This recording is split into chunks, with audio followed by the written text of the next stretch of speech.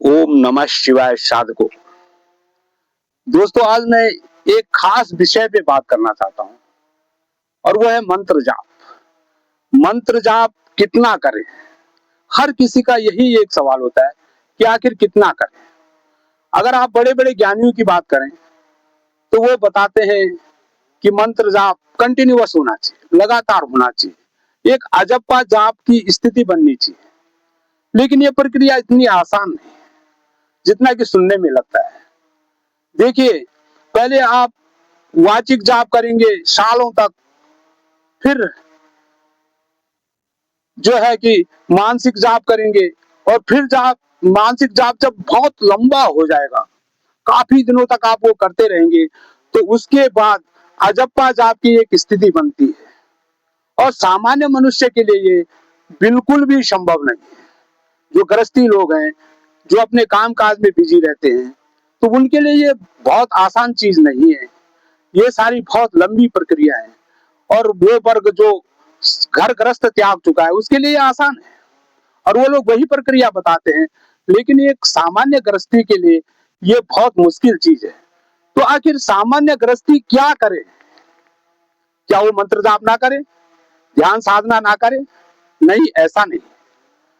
आपको गिनती पे नहीं जाना चाहिए, गिनती पे बिल्कुल नहीं जाना है। कितना जाप करना है, आपको सिर्फ जाप करना है, मंत्र जाप करना है। कितना करना है, क्या करना है, इससे कोई मतलब नहीं। और इसको मैं एक छोटी सी कहानी के जरिए आपको जो है बताना चाहता हूं, और आपकी समझ में आ जाएगा कि आखिर हमें कितना जाप करना चाहिए या कितनी ध्यान साधना करनी चाहिए। एक बार नारद मुनि को जिज्ञासा जगी उनके मन में कि मैं नारायण नारायण जपता रहता हूँ, और खूब जाप करते थे। आपको पता है वो 24 घंटे जाप करते थे। तो कहा कि एक बार मैं नारायण भगवान से, विष्णु भगवान से पूछ लेता हूँ कि वो कितना समझते हैं मेरे को, और उनके हिसाब से मैं कितना बड़ा भक्त हूँ।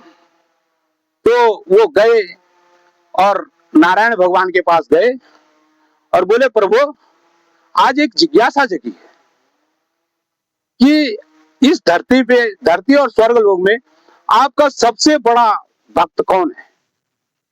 उनके दिमाग में एक बात तो थी कि नाम मेरा ही आएगा और मैं ही बहुत ज्यादा भक्ति करता हूं। लेकिन विष्णु भगवान का जो उत्तर मिला वो बड़ा आश्चर्यजनक था। भगवान बोले, नारद जी, मृत्युलोक में एक किसान है जो मेरा सबसे बड़ा भक्त है। अब नारद जी सोच में पड़ गए कि मैं अजप्पा जाप चलता रहता है, 24 घंटे नारायण नारायण जपता हूँ, आखिर वो किसान कितना भगवान का नाम लेता है कि वो मेरे से भी बड़ा भक्त है। तो उन्होंने सोचा कि एक बार मैं जाके देख लूं। तो नारद जी धरती पे आए और उस किसान के पास गए। किसान खेत जोतने जा रहा था। उसने बैलों को लिया, उनके कांधे पे जुआ रखा और नारायण नारायण बोल के फिर जो है शुरू कर दिया हल चलाना। काफी देर तक हल चलाता रहा। थोड़ी देर में उसके लिए नाश्ता आया। उसने बैलों को रोका, उनकी पीठ थपथपाई और हरिओम हरिओम करके जो है उनपे थोड़ा सा घास डाला। फिर गया, रोटी निकाली, 2-4 बार हरिओम हरिओम बोला और उसके बाद खाना खाना शुरू कर दिया। फिर वही प्रक्रिया, खाना खाने के बाद हरिओम हरिओम, और फिर हल चलाना शुरू कर दिया। अब नारद जी सीधे विष्णु भगवान के पास गए। बोले, भगवान, आप कह रहे हैं कि वो मेरा बहुत बड़ा भक्त है, और मैंने तो देखा है कि जितनी देर, घंटे 2 घंटे में वहां रहा, मुश्किल से 2-4 बार उसने हरिओम हरिओम कहा होगा, और आप कह रहे हैं वो बहुत बड़ा भक्त है। तो विष्णु भगवान बोले, नारद, तुम मेरा एक काम करोगे? नारद जी बोले, क्यों नहीं भगवान, ये तो आपका दास है, आप कुछ भी कहोगे मैं करूंगा। तो विष्णु भगवान ने उनके हाथ में, नारद जी के हाथ में एक दिया दिया, तेल से लबालब भरा हुआ। बाती लगाई और दिए पे बाती जला दी।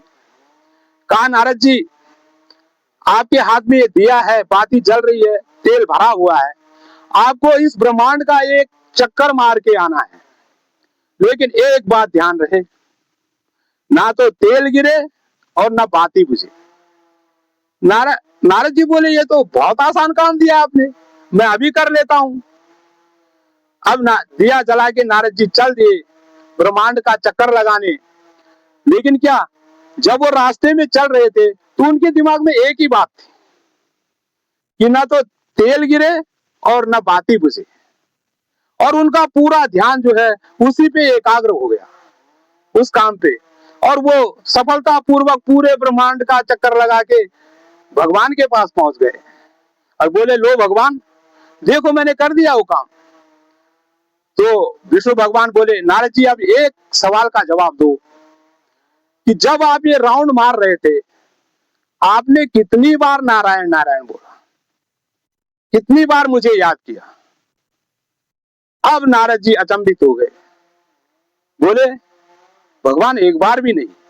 उन्हें तब ध्यान आया वाकई उन्होंने एक बार भी उन्हें भगवान का स्मरण नहीं हुआ। तो विष्णु भगवान बोले देखो नारद, तुम निठल्ले घूमते रहते हो, नारायण नारायण जपते हो, अच्छी बात है, लेकिन आज मैंने एक काम सौंपा आपको, जिंदगी में पहली बार आपने कुछ काम किया और आप मुझे ही भूल गए, एक बार भी मेरा स्मरण नहीं हुआ। और वो किसान जो पूरी गृहस्थी संभाल रहा है, खेतों की जुताई कर रहा है, अन्न उपजा रहा है, अपने परिवार को पाल रहा है, और फिर भी वो 2-4 बार मेरा नाम ले लेता है, तो अब आप ही बताओ कि बड़ा भक्त कौन है। तो दोस्तों, कहानी का सार सिर्फ इतना था कि आपको क्वांटिटी पे नहीं जाना है, आपको भगवान का स्मरण करना है, अपना काम करते करते जब समय मिले। और जो है बाकी कितना करना है, क्या करना है, इससे कोई मतलब नहीं। आप जिम्मेदारियों को संभाल रहे हैं, सब प्रभु देख रहे हैं, भगवान की नजर में सब कुछ है। और उत्तराखंड की इस पावन भूमि से मैं विजय प्रकाश रखेड़ा एक बार फिर आपको जरूर कहूंगा कि आप कुछ न कुछ समय ध्यान साधना या मंत्र जाप के लिए 5 मिनट 10 मिनट शुरू कीजिए। आप शुरुआत तो कीजिए, कुछ भगवान का नाम भी लो, और ये सारे काम के साथ साथ आप थोड़ा अगर स्मरण भगवान का भी कर लेते हैं तो जिंदगी बहुत सरल हो जाएगी, बहुत हसीन हो जाएगी जिंदगी। और इसी कहानी के साथ मैं समाप्त करता हूं ये वीडियो। अगर आपको ये कहानी थोड़ी प्रेरणादायक लगी हो और आपने भी सोचा हो कि वास्तव में काम करते करते मैं भी कभी प्रभु का नाम स्मरण कर लूं, जिस भी भगवान को आप याद करना चाहिए, कोई जरूरी नहीं विष्णु भगवान का नाम लो, महादेव जी का नाम लो। तो अगर आपकी ये सोच बनी है तो जरूर चैनल को सब्सक्राइब करना। ओम नमः शिवाय दोस्तों।